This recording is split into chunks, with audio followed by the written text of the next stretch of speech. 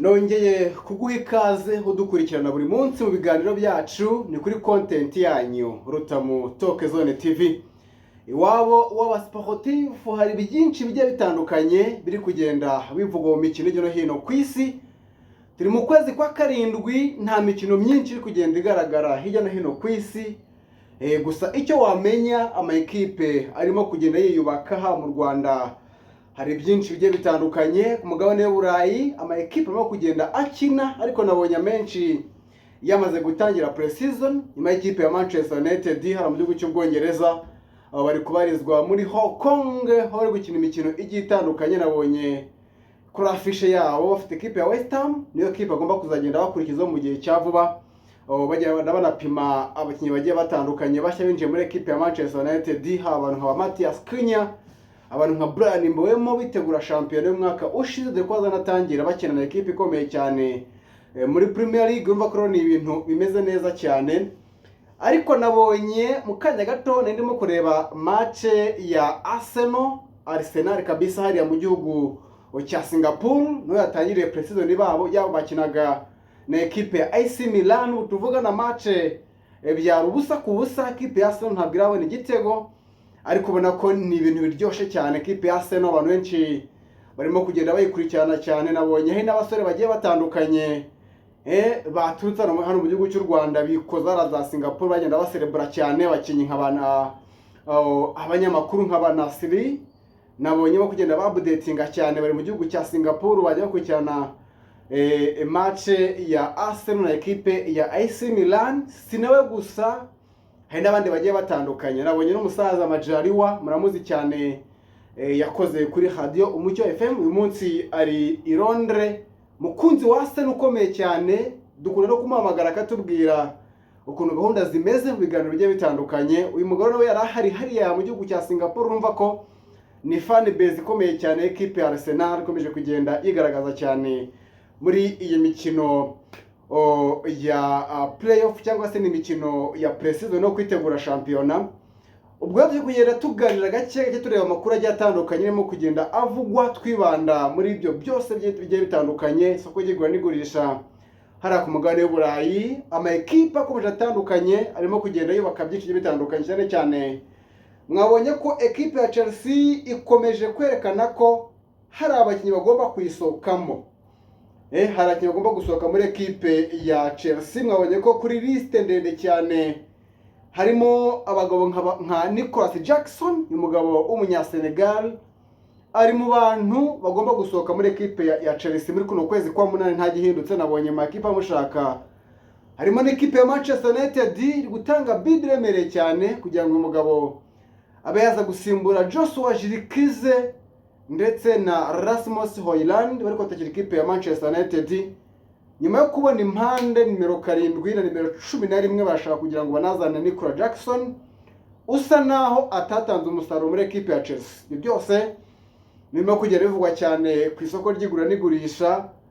Ariko nabonye ekipe ya Chelsea yongeye kwinjira muri ekipe ya Leipzig, bashaka umwana ukiri muto cyane yazamukiye muri Academy ya Paris Saint-Germain hara mu gihugu cy'Ubufaransa, ariko uyu munsi ari muri ekipe ya RB Leipzig. Nta wundi bamwita Simon Xavi, muramuzi cyane mu kipe y'igihugu y'Ubuholandi, mu bana bari talented cyane, bazi umupira mwinshi pe. Ariko uyu munsi nagarabona amahirwe ko yajya gukinira amakipe akomeye cyane hara ku mugabane w'Uburayi. Ekipe ya Chelsea irifuza ko bakora ibi bisa nka swap deal, bakabahereza uwitwa Chukwuemeka, mu basore bakina muri defense ekipe ya Chelsea, akajya muri ekipe ya Leipzig, hanyuma bakongeraho amafaranga bakabazana umugabo Simon Xavi. Ibyo byose nirimo kugenda abivugwa hara ku mugabane w'Uburayi. Ariko nabonye by the way, kwa kunze umupira hari ukuntu abantu twahugiye mu bintu bijyanye n'amatransferi, amakuru agiye atandukanye. Ariko hari match ziryoshye hara ku mugabane w'Uburayi ndetse no ku mugabane wa Afrika. By the way, ku mugabane wa Afrika bari gukina imikino y'igikombe cya Afrika mu bagore, ni imikino iri kubera mu gihugu cya Maroc. Nabonye ekipe y'igihugu ya Morocco mu rugo batsinda ekipe y'igihugu ya Ghana. Ni match yari ikomeye cyane nyuma yo kubatsinda kuri za penalty, babatsinda kuri za penalty barayisezerera.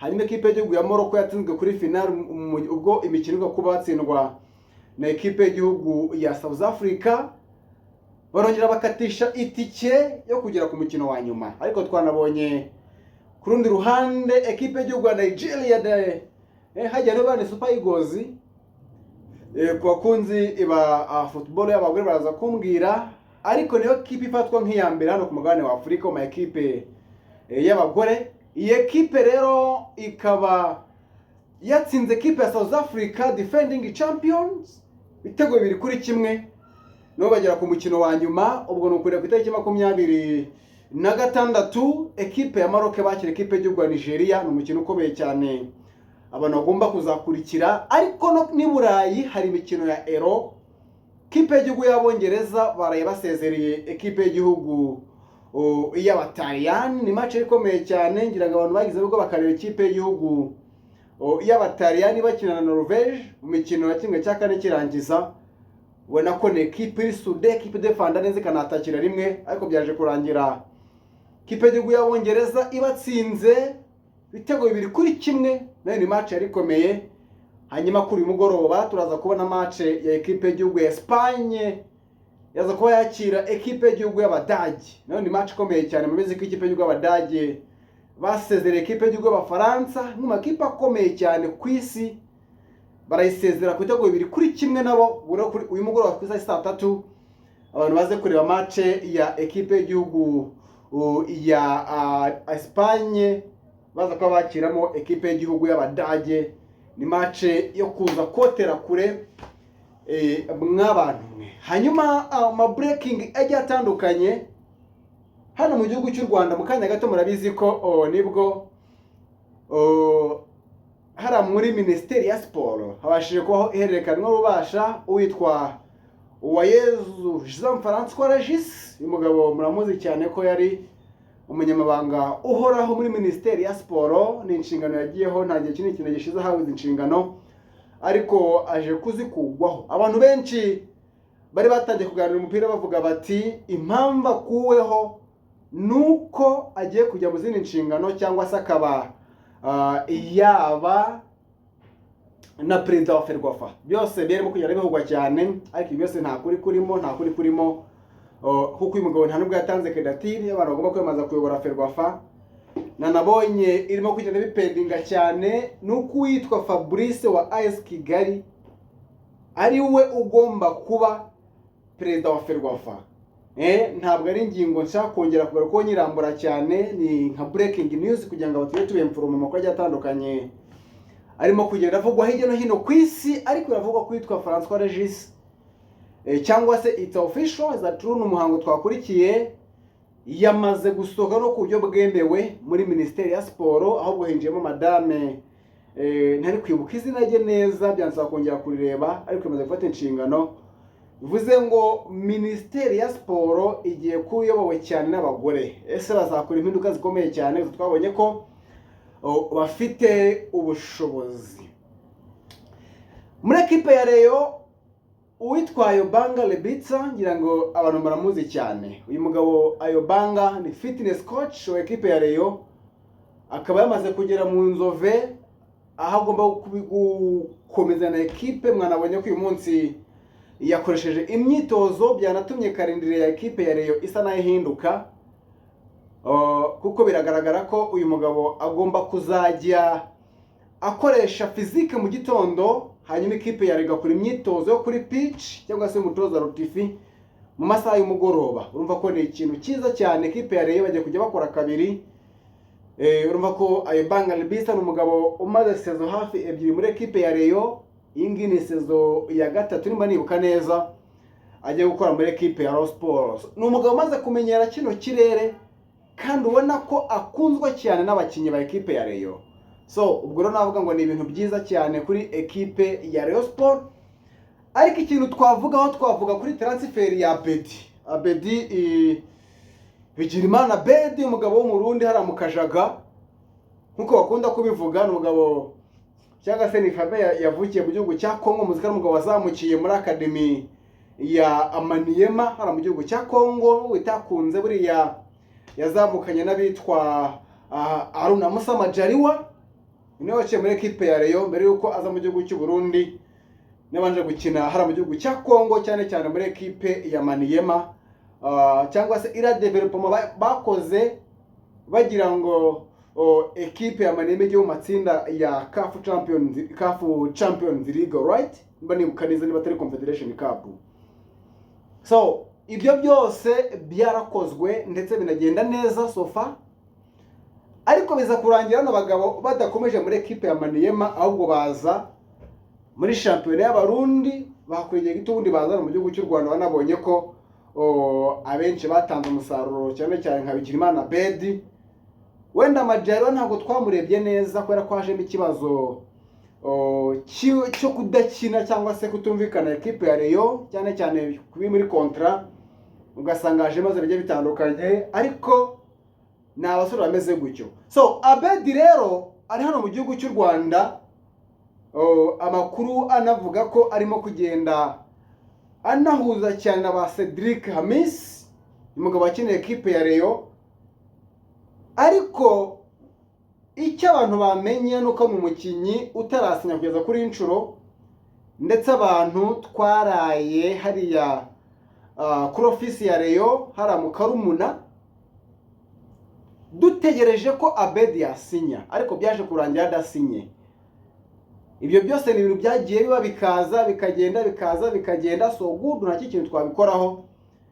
Gusa amakuru ahari ntimuze gutangazwa no kubona uwitwa Bigirimana Bedi adasinye ekipe ya Rayon. Ibyo byose ni ibintu tugitohoza.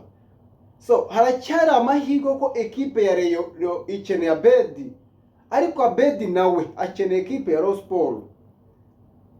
Nimba arakinira ekipe ya Kiyovu gakinira Polisi, APR ikaba itaragutekerejeho, bivuze ngo kugihe ugezeho ku myaka 20 hafi renga 25 ugeze mu gihe cyo kwimurika kugira ngo urebe ko niba wagira chance ukajya gukina he ku mugabane w'Uburayi. Ibyo byose kuba kubitekerezaho, ariko ntabwo turabona solution cyangwa se icyemezo cya nyuma. Gusa biravugwa ko agomba guhabwa miliyoni 25 agasinya umwaka umwe kugira ngo yemere gusinyira ekipe ya Rayon Sport. Urumva ko ni amagambo aremereye cyangwa se ni ibintu biremereye cyane tutapfa kumenya uko biri buze kurangira, ariko Bigirimana Bedi ntabwo arasinyira ekipe ya Rayon. Ikibazo nyamukuru muri ekipe ya Rayon, ubuyobozi bwite bwa Rayon Sport na bamwe mu bari board ya Rayon Sport, kubera ubwumvikane buke mu bijyanye n'igura n'igurisha, harimo abadashyigikiye ko Bigirimana Bedi yaza muri ekipe ya Rayon kugira ngo bakomeze kugora Tadeyo, perezida w'ekipe ya Rayon Sport FC. Ariko tukiri aho, njye mpita nibaza ikintu gikomeye cyane, nkavuga nti harya ubundi aba ni Abareyo cyangwa n'abandi bantu tutazi ibintu byabo biva ku ruhande from nowhere, ugasanga abantu baraje bakubise hasi ikintu cyabo, byagiye bigaragara cyane. So gusa kuri iyi nshuro Bigirimana Bedi arifuza kuza muri ekipe ya Rayon. Amakuru avuga ko yaje muri ekipe ya Kiyovu ntabwo ariyo, kuko ikipe ya Kiyovu Sport ntabwo yigeze approachinga kongera kugura Bigirimana Bedi. Wenda ni inkuru twatohoza neza tukazimenya, ariko Bigirimana Bedi ntabwo ari umukinyi uri kwifuzwa cyane na ekipe ya Kiyovu Sport, ko Kiyovu ifite ibibazo byinshi bigiye bitandukanye. Simpamya ko atanga izi miliyoni zose ku mwaka umwe kugira ngo aze kubasinyira.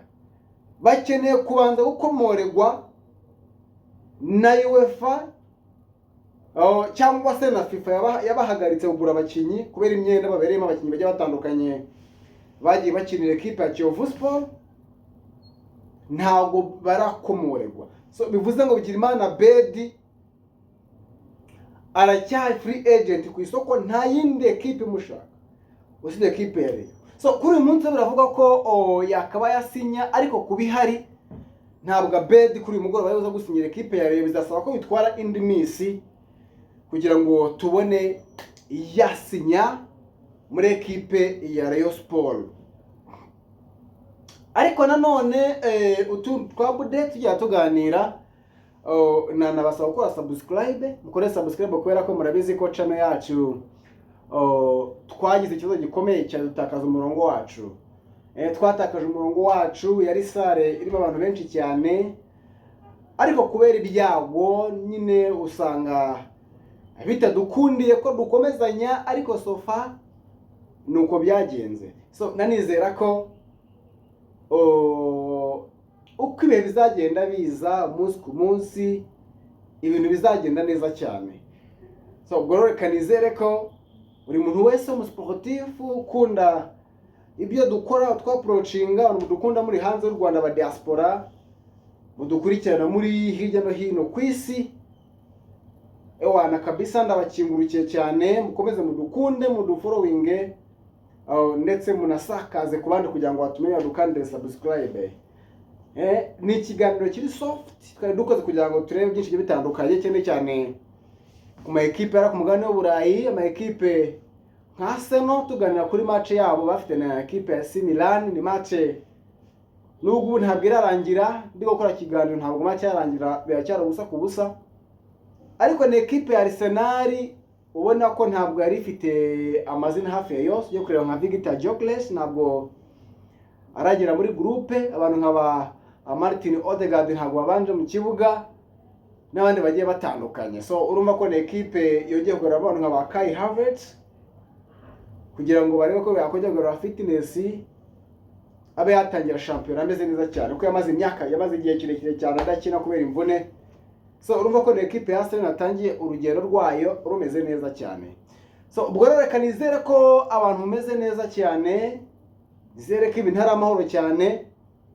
Zandani zo zirakomeje ahangaha, ko tugenda tubona ama information, ama breaking news mu mirongo migari, tuzagenda tubiganira buri munsi nta gihindutse. Ubwo rero reka nizere ko abantu mwese ibintu ari okay, so good, mukande subscribe, murushigikire. Iyi sama irasaba gukora cyane, irasaba gukora cyane ku rubyiruko bagenzi banje, ku babyeyi n'abandi bagiye batandukanye, abanyeshuri. Birasaba imbaraga ku managing ubushyuhe, birasaba imbaraga z'umubiri, bikabasaba na IQ iri hejuru, gutekereza byihuse, ndetse no kwirinda gufata ibyemezo byatuma wisanga wagiye mu bibazo. Iyi ni Rutamu Talk Zone TV, ntimeze neza cyane. Ndashimira umukazi ukanda subscribe, ntabwo turaba benshi, ariko sofa ndakeka nta kintu umusportif yakwima, nta kintu yakwima gifite. Niyo mpamvu nizera ko namwe mugomba gukoraho, hanyuma twinjira muri za ndani ibintu ari umutekano.